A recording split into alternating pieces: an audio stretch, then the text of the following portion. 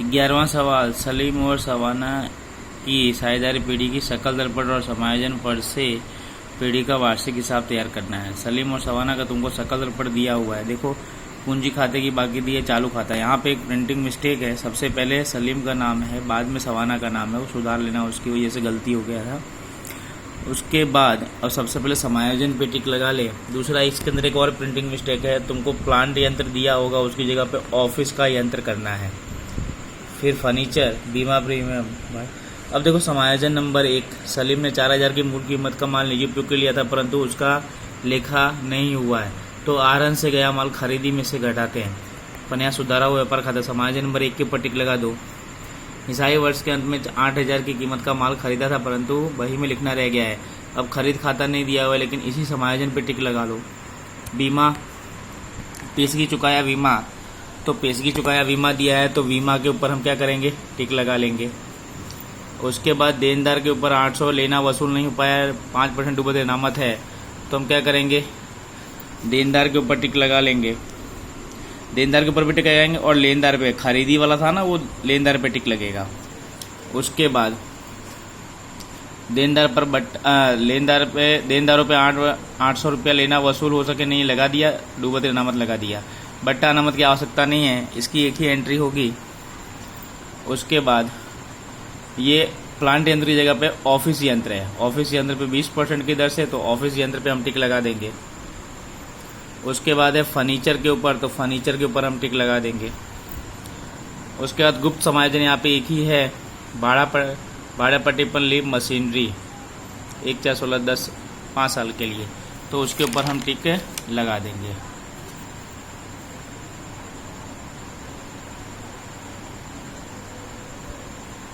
Okay.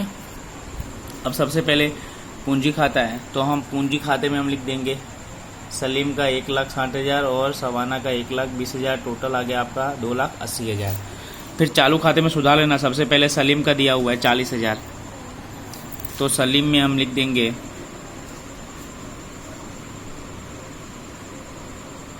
Salim का हम लिख देंगे इधर जमा तरफ, सलीम का जमा बाकी हो गया 40,000 और सवाना का उधार बाकी हो गया 10,000। ओके, सही लिखा हुआ है। उसके बाद सवाना का 10,000 है और सलीम का 40,000 है। उधार वाला उधार तरफ, जमा वाला जमा तरफ। पहले सवाना का 10,000 है, तो हमने सवाना में 10,000 लिखा उधार तरफ, और सलीम का जमा तरफ है, तो हमने सलीम का 40,000 जमा तरफ लिख दिया। उसके बाद माल का स्टॉक है, ये कहाँ चला जाएगा, आपका उधार बाकी है, तो संपत्ति में चला जाएगा।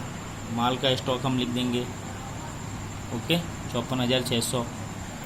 उसके बाद क्या दिया हुआ है, रोकड़ शेष बैंक चालू खाता की जमा बाकी, उधार बाकी दिया हुआ है, एसबीआई की फिक्स डिपॉजिट, ये तीनों की उधार बाकी और ये तीनों संपत्ति है। रोकड़ शेष, बैंक में चालू खाता, एसबीआई की फिक्स डिपॉजिट, ये तीनों संपत्ति में आएगा, तो संपत्ति में लिख देंगे रोकड़ शेष, बैंक का चालू खाता, उधार बाकी, एसबीआई की फिक्स डिपॉजिट, ये सभी संपत्ति में आ जाएगा।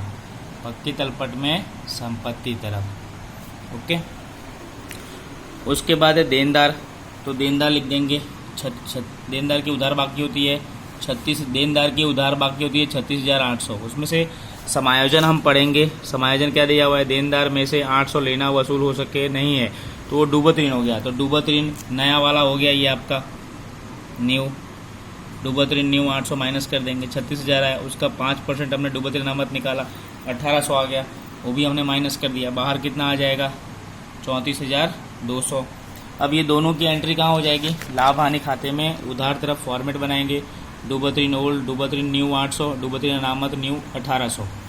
ओके, वहाँ से हम लोग लाए थे ना 800 और 1800, हमने यहाँ पे लाभ हानि खाते में कहाँ पे लिख दिया, उधार तरफ। उसके बाद देखो लेनदार दिया है, लेनदार की कौन सी बाकी होती है, जमा बाकी है, जमा बाकी है ना 24,000, उसको हम दायित्व में लिख देंगे। लेनदार दायित्व में लिखेंगे लेनदार करके 24,000। समायोजन नंबर 2, नहीं लिखी खरीदी 8,000 है ना, नहीं लिखी खरीदी 8,000, तो एक तो हम ये लेनदार में लिख देंगे, नहीं लिखी खरीदी हो तो लेनदार में और बिक्री हो तो देनदार में। तो खरीदी यहाँ पे हमने 8,000 जोड़ दिया, 32,000 आ गया। 8,000 की दूसरी एंट्री, व्यापार खाते में उधार तरफ अंदर लिख देंगे 8,000। उसके बाद समायोजन नंबर 1 भी कर ही लो, उसमें क्या लिखा हुआ है 4,000 का मूल कीमत का आहरण है, आहरण से गया माल, तो एक तो ये खरीदी में से घटा दो, बाहर आ गया 4,000। अगर ये घटाना भूल जाओ तो कोई बात नहीं, इधर जमा तरफ लिख सकते हैं, अपन हम ऐसा करेंगे नहीं, हम घटा देंगे, यहाँ पे घटा दिया, लिख दिया। दूसरी इसकी एंट्री हो जाएगी चालू खाते में उधार तरफ आहरण से गया माल 4,000। उसके बाद आपको यहाँ पे दिया हुआ है वेतन, लाभ हानि खाते में उधार तरफ वेतन लिख देंगे 37,000। उसके बाद क्या दिया हुआ है जमीन मकान, तो संपत्ति तरफ लिख देंगे जमीन मकान। कितना है जमीन मकान 1,20,000 लिख देंगे जमीन मकान। उसके बाद है ऑफिस यंत्र है, वो कितने की किताब में प्लांट यंत्र लिखा होगा पर वो ऑफिस यंत्र है, कितना 40,000, तो ऑफिस यंत्र हम 40,000 लिखेंगे। उसका 20% किसान 8,000 आया, घटा दिया 32,000 आ गया। अब ये 8,000 की एंट्री कहाँ हो जाएगी, तो लाभ हानि खाते में उधार तरफ लिख देंगे ऑफिस यंत्र की घिसाई 8,000। उसके बाद क्या दिया हुआ है फर्नीचर 10,000, उस पर 5% घिसाई है, तो 10 फर्नीचर 10,000, 5% घटाई 500, घटा दिया 9,500, 500 की एंट्री कहाँ हो जाएगी लाभ हानि खाते में उधार तरफ। ओके। उसके बाद क्या है बीमा प्रीमियम है, कितना है 2,000, उसके ऊपर भी समायोजन है, तो हम पहले बीमा प्रीमियम लिख देंगे 2,000। समायोजन देखो तीसरा पेशगी चुकाया बीमा 400 है, तो पेशगी हमेशा क्या हो जाता है माइनस होता है, तो 2,000 में से पेशगी घटा देंगे 400, 1,612 आ गया। 400 की एंट्री कहाँ हो जाएगी संपत्ति तरफ, पेशगी चुकाया बीमा कितना लिख देंगे 400 लिख देंगे। उसके बाद क्या है भाड़े पट्टे पे ली मशीनरी 60,000, तो मशीनरी हम यहाँ लिख देंगे भाड़े पट्टे पे ली मशीनरी 60,000। उस पर 5 वर्ष है तो भाग्या 5 कर देंगे तो 12,000 आएगा, माइनस कर देंगे 12,000, अपलिखित इसको बोलते हैं 48,000 बाहर, 12,000 की एंट्री कहाँ हो जाएगी लाभ हानि खाते में उधार तरफ। भाड़े पट्टे का मकान है मशीनरी, मशीनरी अपलिखित 12,000। ओके। उसके बाद स्टेशनरी छपाई, वो लाभ हानि में आ जाएगा स्टेशनरी छपाई।